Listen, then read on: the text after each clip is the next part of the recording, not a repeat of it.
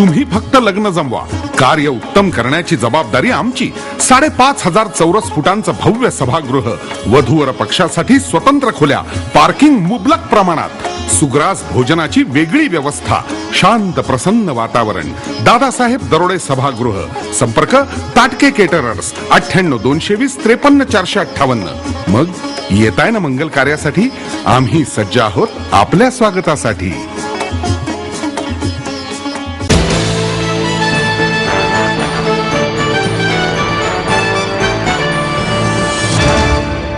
Doctor Satish Desai यांना doctor के.एच. Sancheti यांच्या हस्ते क्रीडा महर्षी हरिभाऊ साने जीवन गौरव पुरस्कार प्रदान करण्यात आला. यावेळी माजी कसोटीपटू चंदू बोर्डे, माजी खासदार श्रीनिवास पाटील आणि बाळ साने उपस्थित होते.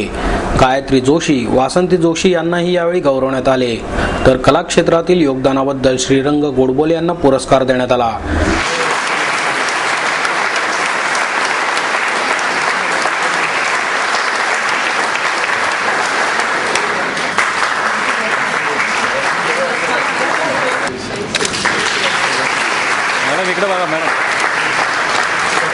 डॉक्टर पुष्पगुच्छ देतील आणि श्रीनिवासी पाटील शाळा.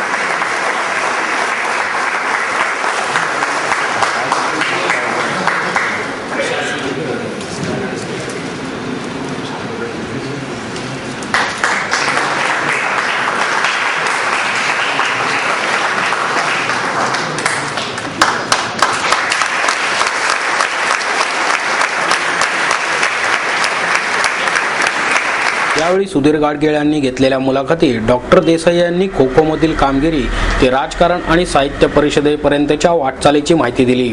चंदू बोर्डे म्हणाले, क्रीडा महर्षी हरिभाऊ साने, शिवरामपंत दामले यांचे मार्गदर्शन आम्हाला मिळाले असते तर आम्ही आणखी चांगली कामगिरी केली असती.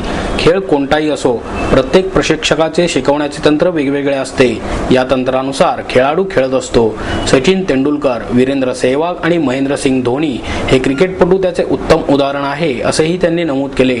गोडबोले यांनी या पुरस्कारामुळे दसपट चांगली कामे करण्याची स्फूर्ती मिळाल्याचे नमूद केले. डॉक्टर संचेती यांनी साने यांच्याविषयीच्या आठवणींना उजाळा दिला.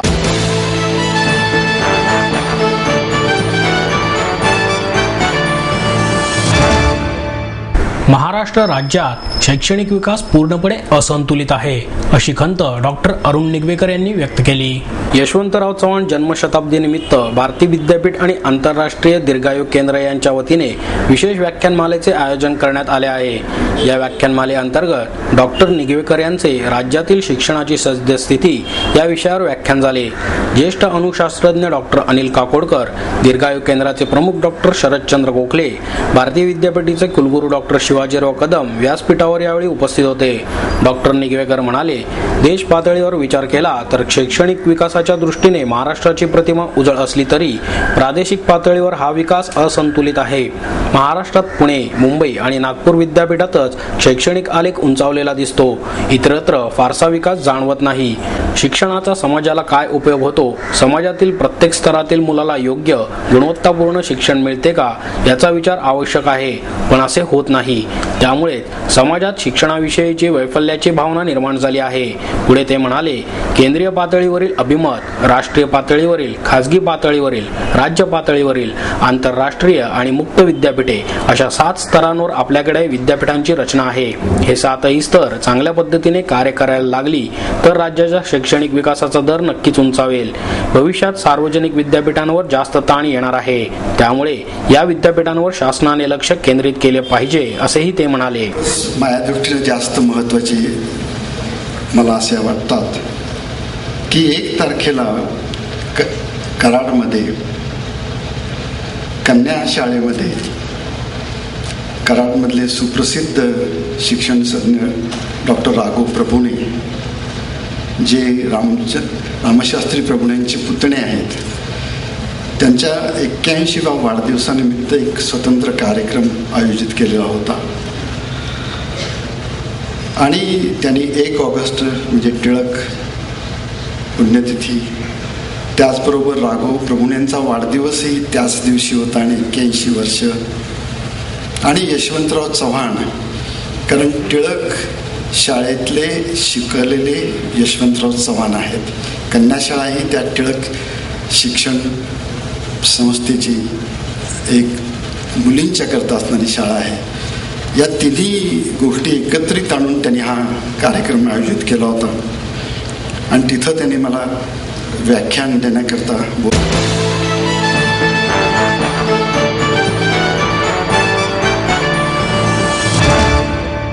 भाष्य कविताकारास तत्कालीन समाज आणि अर्थव्यवस्थेचा अभ्यास असावा लागतो, असे मत कवी रामदास फुटाणे यांनी व्यक्त केले. आचार्य अत्रे सभागृहात ज्ञानगंगा संस्थेच्या वतीने आयोजित ज्ञानोत्सव 2012 या पुस्तक प्रदर्शनाचे उद्घाटन फुटाणे यांच्या हस्ते करण्यात आले.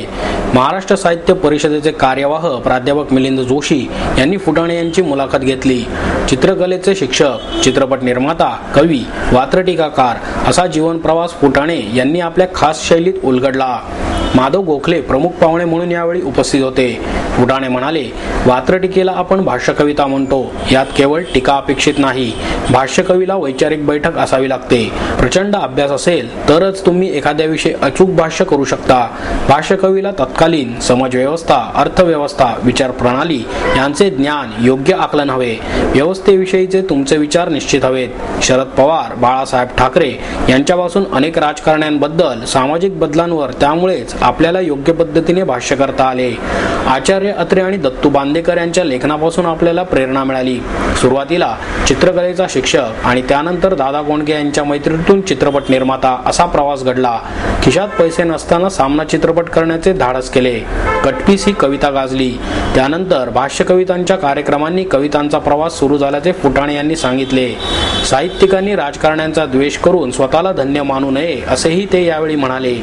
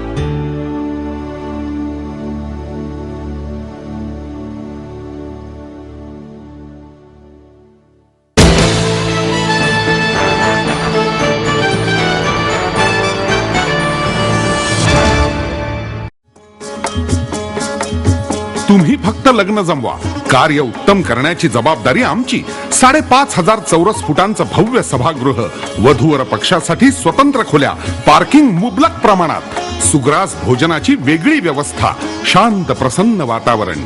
दादासाहेब दरोडे सभागृह. संपर्क ताटके केटरर्स 98 220 53 458. मग येताय ना मंगल कार्यासाठी? आम्ही सज्ज आहोत आपल्या स्वागतासाठी.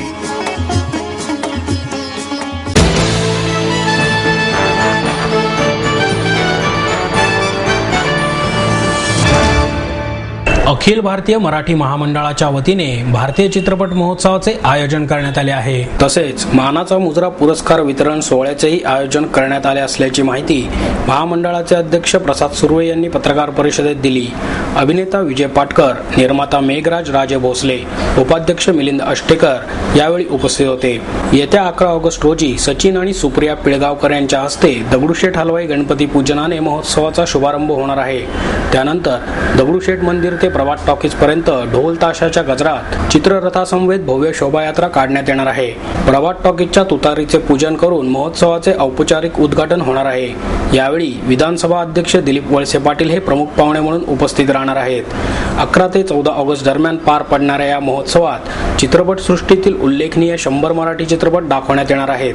प्रभात, रतन, अलका, विजय, वैभव, अशोक या चित्रपटगृहात हे चित्रपट दाखवले जाणार आहेत.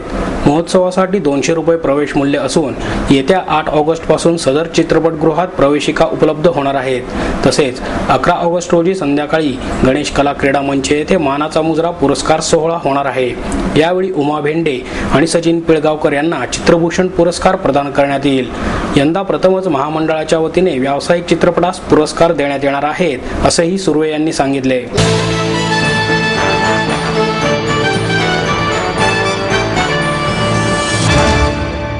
विज्ञान आणि तंत्रज्ञानाच्या प्रगतीमुळे माणूस भौतिक सुख आज सहज विकत घेऊ शकतो, असे प्रतिपादन प्रसिद्ध निवेदक सुधीर गाडगीळ यांनी केले. दिलीप राज प्रकाशनच्या वतीने सुनीता केळकर यांच्या बिंदास्त बुड्ढ्या या मराठी अनुवादित पुस्तकाचे प्रकाशन सुधीर गाडगीळ यांच्या हस्ते करण्यात आले. ज्येष्ठ लेखिका अश्विनी धोंगडे, प्रकाशिका मधुमिता बर्वे यावेळी उपस्थित होते. सुधीर गाडगीळ म्हणाले, 2 पिढ्यांमधील संवाद कमी झाल्यामुळे घरात ज्येष्ठ नागरिकांना एकाकीपण मोठ्या प्रमाणावर जाणवू लागले आहे. आयुष्याच्या संध्याकाळीही पुढे भविष्य आहे ही भावना त्यांच्यामध्ये रुजवण्याची गरज आहे, तेव्हाच खऱ्या अर्थाने सुसंवाद होऊ शकेल. अश्विनी धोंगडे म्हणाल्या, कुटुंबात राहूनही विसंवादामुळे एकट्या पडलेल्या ज्येष्ठ नागरिकांनी स्वतःचा शोध घेऊन पुन्हा नव्या उत्साहाने आयुष्याचा आनंद घेतला पाहिजे. एकटेपणा दूर करण्यासाठी संस्था स्थापन करण्याची गरज भासणे दुःखदायक असले तरीही ही काळाची गरज आहे. प्रकाशन समारंभापूर्वी गायिका अनुप्रिता केळकर यांच्या शास्त्रीय गायनाचा कार्यक्रम झाला. लीलाधर चक्रदेव आणि केदार कुलकर्णी यांनी त्यांना साथ संगत केली.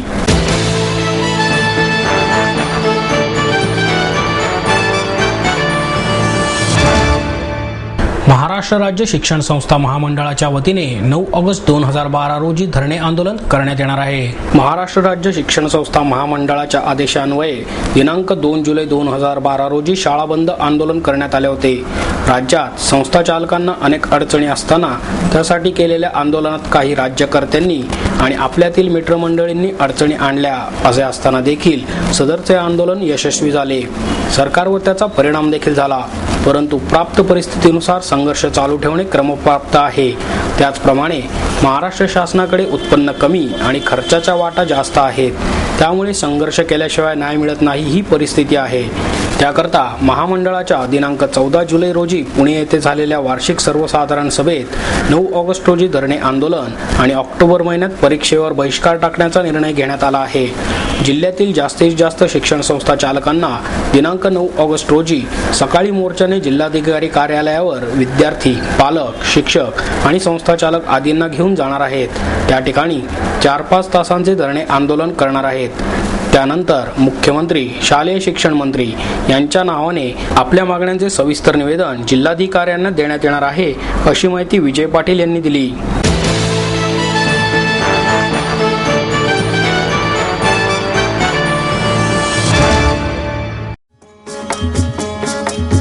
तुम्ही फक्त लग्न जमवा, कार्य उत्तम करण्याची जबाबदारी आमची. 5,500 चौरस फुटांचं भव्य सभागृह, वधूवर पक्षासाठी स्वतंत्र खोल्या, पार्किंग मुबलक प्रमाणात, सुग्रास भोजनाची वेगळी व्यवस्था, शांत प्रसन्न वातावरण. दादासाहेब दरोडे सभागृह. संपर्क ताटके केटरर्स 98 220 53 458. मग येताय ना मंगल कार्यासाठी? आम्ही सज्ज आहोत आपल्या स्वागतासाठी.